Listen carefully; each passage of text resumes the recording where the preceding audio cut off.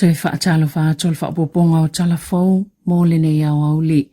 E manatu le pulenu o Wellington e Andrew Little na te le tali tonu ina le fofuanga e tu samali 5 miliona Tala le tau o le whaapipi inga o mita mō le swawa i le tu malo. O lona ia fina ngalo.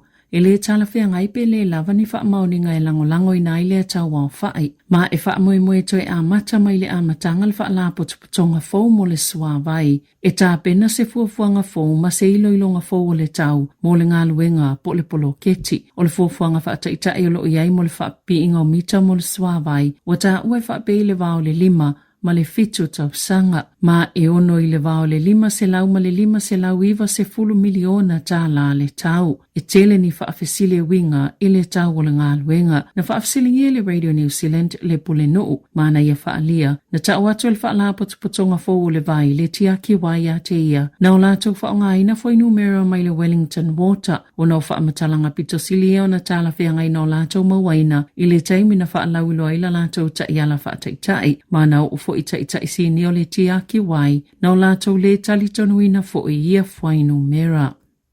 Na whaalia e ala se saili linga le le fie o pule a onga mawhai a onga o na yeilo lātou lava tali tonunga na tuwai tele le awea tunga o tupe e whaanganga e fsoswani e langolango ile awa onga o tamaiti e le tala whaatatau au tō le tupe le tau sanga talwai. O le whaamtalanga le ministawa onga Erica Stanford i le pākete le tau sanga talwai e whaapeo le Learning Support Budget o na nao fie isa tupe whaapopo e fitselau 2 miliona Tala mo le isi whaatau sanga mo le matanga luenga a onga e whaopopo inai au nanga o Early Intervention Service mai lava ia o onga a mata. I o atu le tausanga mo mōle tamaititi i le a onga tūlanga lua. Tatongi e fo inisi Learning Support Coordinators. Whaatasi e maisi tū la e silia male 2 miliona mo whaia onga langolango po Teacher Aid. Na whaali e whaamamonga na tu inatu le Radio New Zealand e le mtanga luenga a onga i se taimi mulmuliane. Na iloa ia tu waio na o ngale si itanga lea na whaailoa. Na te il whaala putonga so whaatasi a whaia onga, pulea onga, manisi o whaito whaapitoa moa o onga, ini suinga na folasia le whainga malo. O le tamaita isu e Dr. Sarah ai ono, leo le a whaia le lipo te winga le tōlango lo iei le fsosoani lea, po le learning support i tonoa onga. Na saunoa ai ono e tele inanga ele manatua onga ile folfolanga o le 2 miliona o isi tu lau whaia onga fsosoani nei i tausanga taitasi e o atu le tausanga ilua whilua walu. O le awauliana na whiliana whailoa e whaapea whaalau iloa i le Aotearoa Educators Collective le li potia Dr. ai ono i le pale mene.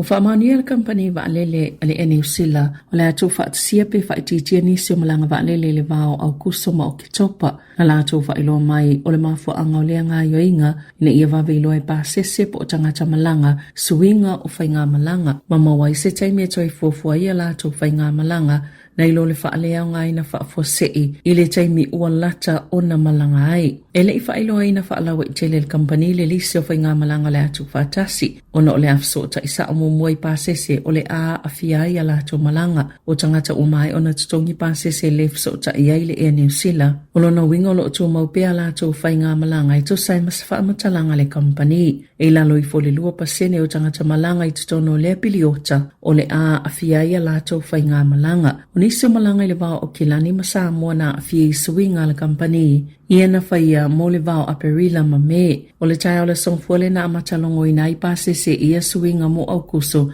e o atu ia o ke topa. O folfola e vaenga wha ukwaita tele le leipa wha apia ma le national o le ale isa la tau fuafuanga i toi ave seisi tupe wha upopo i le toi whaunga o le malu tele i kala i estete po le Christchurch Cathedral le ana wha alea ngai nei mafui e wa i oele pule ngānu o kala i estete toi wha upopo seisi sa 5 miliona Tala i le polo keti pe a whai e tu ufo ia i le malo ma le e kalesia Anglican ni vaenga tupe wha apia na tau fia le whainga o le malu mai le lua whelua wha o nai 5 miliona Tala wa le la waile tupe o le ngā luenga na whesiringia le Radio New Zealand le National ma le leipa ma whaailoa ne ai e le eini fuafuanga i toi tu o tuaini si tupe le polo keti aina fola le taita il New Zealand First wawa samana i Winston Peters wa le atoi whaopopo se isi sa 5 miliona Tala pe a whai e toi o fiatula na maenga wha upwhai le isi whainga malo o lomana i nei. Na whaalia se ai ngai ana se pamu penisini rongo tea carriage I Manawatu e whaatolu le po e tasi o no so whaila lātou pamu ele au ngā hoi. Mai tu samale tolu afe Tala le tau o le penisini na ave whaangoi le po le asosa. Sāmoa masini po e ata po CCTV cameras. Ato le taavale matangata no atu mawhaia ia ngā yoinga na ta uefa ape whāselau lita o le penisini iwa tasi ma le tiso na mawhai o langa oi ma ele ilokaina le tane na toi fo i atu le taavale le pona soai peitai ua loka ele ainga na ta ue leo e tu samale se lau lita o le penisini whaopopo na ngā oi ele vai aso le masina taluai ina ua si itia maa walunga le tau o penisini masua au o ile atu no o. Na ta wani tangata whai ngā luenga I Wellington e na waia mai ngā luenga al mālo ua whaaloto vai nā tili I lātou ina ua whaalongo I Tala o le ato I whaamalo lo fo I isi ngā luenga. Na ta ua se tasi o ia tangata walua tausanga ele I maua lavani a lātou ngā luenga I tu saimali I poti ale Radio New Zealand. O le vai aso talua I lena whaasilsila I le mālo e lata I le iwa fe tangata whai ngā luenga o le ato e vaia I le isi tolu tausanga peitai o le manato lau whai tau whā o le awha au popo ina le numero tangata I umi se taimi e le whai ngā luenga ai ma o le aalu I lunga le tūlanga popole ma le atu vale na ta ue penche I le Radio New Zealand na ofo e vaia ina ufa ngā solo le vaenga mua le au wha malolo mai ngā luenga al malo I le lua whi loa whā ma ua lua se fulu tausanga o ngā lua I matanga luenga al malo peitai e silia mal se lau tolu se fulu ngā luenga na talo sanga ia I tutonu o le lua tausanga o tuanai e le ima o lava sana ngā luenga na whaamatala fo I se tamaita ina ngā lua I le malo I tūlanga tau I whaamatalanga mō te konolosi mō le se fulu lima tausanga sa le I toi whaafo winala na kone karate e le matanga luenga o le loto I whale ai silia mali lima se fulu ngā luenga na talo sanga iai peitai e le ai lava se laki ma ua whaatuptele ina pealo na popole ona o le wanga I mai le tau malulu e ua le lava le whaasoa ai le ainga.